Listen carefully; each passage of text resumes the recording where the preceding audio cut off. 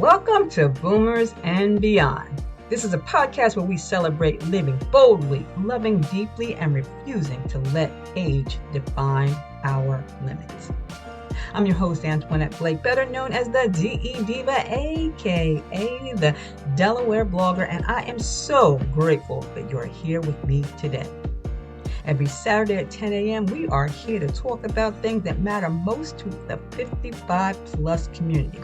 Health and wellness, finances, connection, purpose, travel, and the beautiful, complicated, extraordinary business of living your best life at this stage of the game. This is a place for real conversations, practical wisdom, inspiration, and motivation. And for the remainder of the day, I am here with you to stay. So grab yourself your favorite beverage, sit back, and let's kick it off with Boomers and Beyond.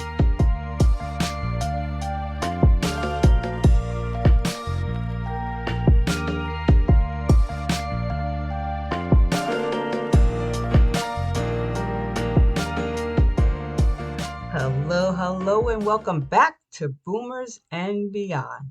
I'm your host, Antionette Blake, better known as the DE Diva, aka the Delaware Blogger. And today we're getting into something I think more people struggle with than they care to admit.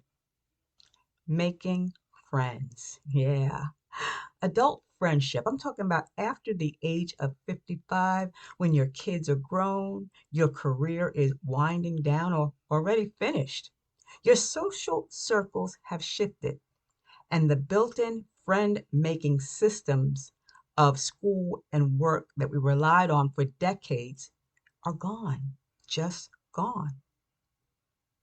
It's awkward, a little vulnerable, and absolutely it's worth it. Yes, today we're going to talk about why adult friendship gets harder as we age and what we can actually do about it. Because the research on loneliness and health is impossible to ignore, and our community deserves better than quiet isolation dressed up as independence.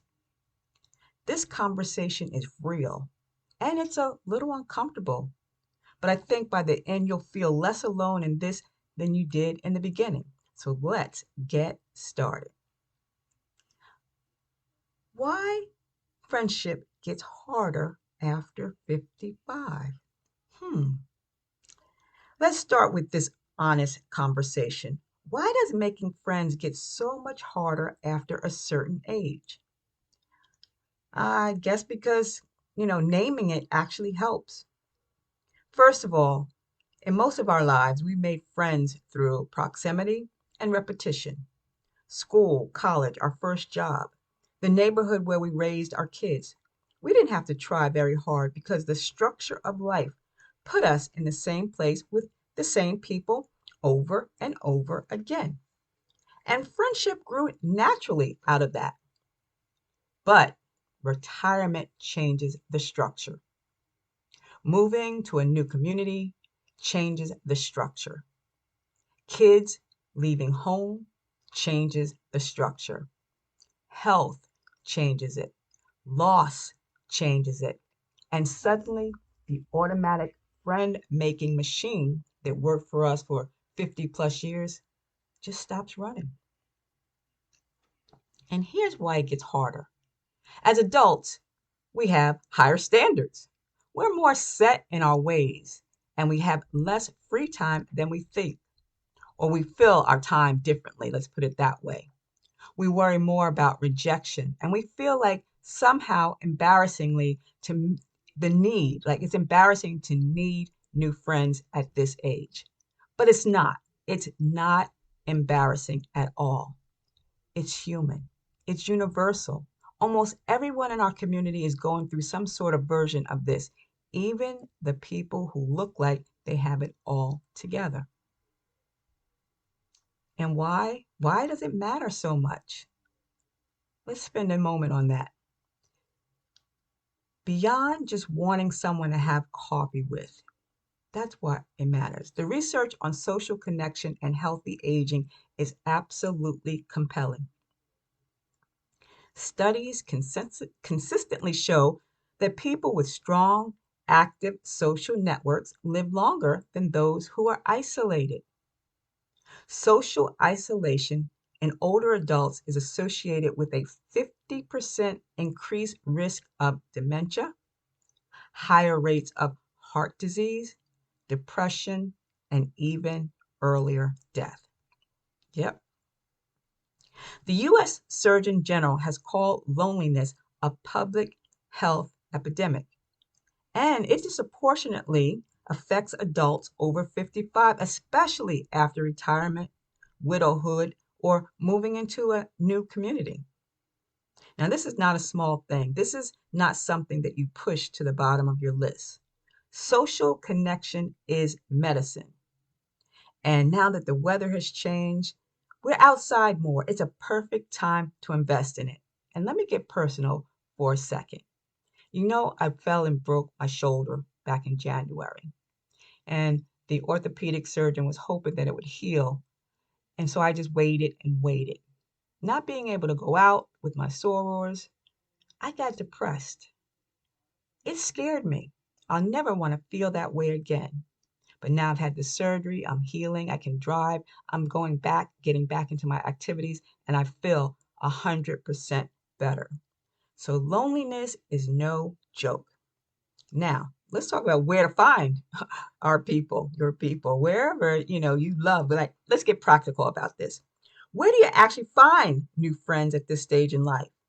And I'm going to give you a few of my favorite answers. And then we're going to talk about this in another episode as well. First, volunteer. I know that we covered volunteering in a previous episode, even a while ago, but I want to bring it up again, and I'm going to talk about it again next week as well. I want to bring it up because volunteering is one of the best ways to meet like-minded people. When you're working towards a shared cause, conversation comes naturally and connection follows. So look for opportunities at your local food bank, library, animal shelter, school, or faith community. You will definitely find people there. Second, take a class. Art, cooking, fitness, language, a hobby, any class that puts you in a room with people who share an interest on a reoccurring basis. And that reoccurring exposure is exactly what adult friendship needs to grow. And there are many Delaware recreation departments and senior citizen centers that offer free or low-cost classes that are designed specifically for us older adults. The third thing you can do, join a club or a group. There's book clubs, walking clubs, gardening clubs, travel clubs, investment clubs, faith-based small groups. There are lots of clubs out there. And any organized group that meets regularly on a shared interest is fertile ground for friendship. Yep. Check out meetup.com or Nextdoor, that app that I have on my phone, for options in your particular area. The fourth thing, say yes.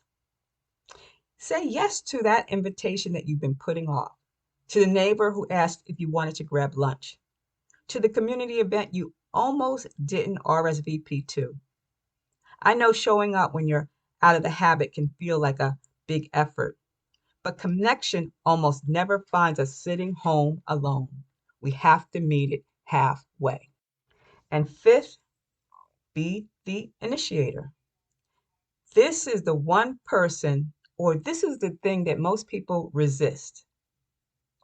And fifth, be the initiator. That's right. This is the one people resist most. But someone has to go first, and it might as well be you. The next time you have a pleasant interaction with someone at church, at the gym, at the farmer's market, say, hey, I really enjoyed talking to you. Would you want to grab a cup of coffee sometimes? That's it. That simple sentence has started more friendships than you can imagine. Now, I know it's awkward. What do you do when it's awkward? You don't want to just go up to a perfect stranger, but adult friendships involves a kind of vulnerability that we don't talk about enough. You're essentially saying to another person, I like you. I want to spend time with you. Please like me back. And that's scary at any age. So here's what I want you to hold on to it. Everyone feels it. The person you're approaching is probably just as hungry for connection and just as nervous about rejection as you are. You might be doing them the biggest favor of the year simply by reaching out. And we know not every attempt will lead to, a deep friendship, and that's okay because friendship, like any relationship, involves some trial and error. The goal is not to find your best friend in the first conversation. The goal is to simply show up and begin. So, here is something I believe with my whole heart. You deserve people in your corner, not just family who love you out of obligation, but chosen people. Friends who call just to check in. Friends who make you laugh until your sides hurt. Friends who show up. You have so much to offer as a friend. Your wisdom, your humor, your hard-won perspective of life. And the right person is going to be lucky to know you. So, here is your challenge this week. Take one step toward a new connection. Look up one local group or event. Say yes to one invitation. Or reach out to that one person that you've been thinking about, just one. And then I want you to come back and tell me about it. You can head over to my blog, delblogger.com, or find me on Facebook, or leave a message or review on wherever you're listening this podcast from, and share your experience because it's just something that I need to know. You need to know. We all need to know. You have no idea how many people in this community are listening and saying, that could be me. So your step forward gives someone else permission to take theirs. And remember, if Boomers and Beyond is a show that you look forward to each week, please leave me a review on Apple Podcasts or Spotify or wherever you're listening from, because your words help more people find me. And the more people finding me in this community, I should say more people finding us in this community, we're building and growing. So I want to thank you from the bottom of my heart. So that's a wrap. Episode 70. I'm Antionette Blake, your Delaware blogger, and I'm so grateful to every one of you who shows up to this show week after week. Next Saturday, the 23rd, we're going to talk about the powerful case for volunteering. Yes, because that's the best thing that you can do for your health this spring. And trust me, you don't want to miss this episode. So until then, reach out, show up, be brave enough to begin. You're worth knowing. And the world needs the friendships only you can bring.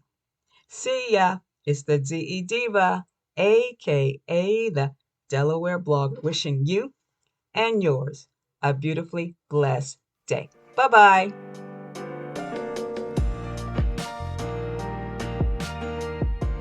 And that, my friends, is a wrap on today's episode of Boomers and Beyond. And listen, make sure you come back next Saturday at 10 a.m. because we're going to be talking about some more amazing things for our 55 plus community. And if you know someone in your life who needs to hear what we talked about today, a friend, a family member, someone that's been going through it, please share this episode with them. A simple text or Facebook share would also make a big difference in someone's life. And that's what this show is all about. So enjoy. And if Boomers and Beyond is a show you look forward to, and it made you think, made you laugh, or feel a little less alone in this season of life, I would be so grateful if you would take 30 seconds to leave a 5-star review on Apple Podcasts, Spotify, iHeartRadio, or wherever you listen to your podcasts. Your word helps new listeners find this show, and every new listener makes the community stronger, and it means the world to me. Thank you. See ya. DE Diva, aka the Delaware Blogger, wishing you and yours a truly blessed day.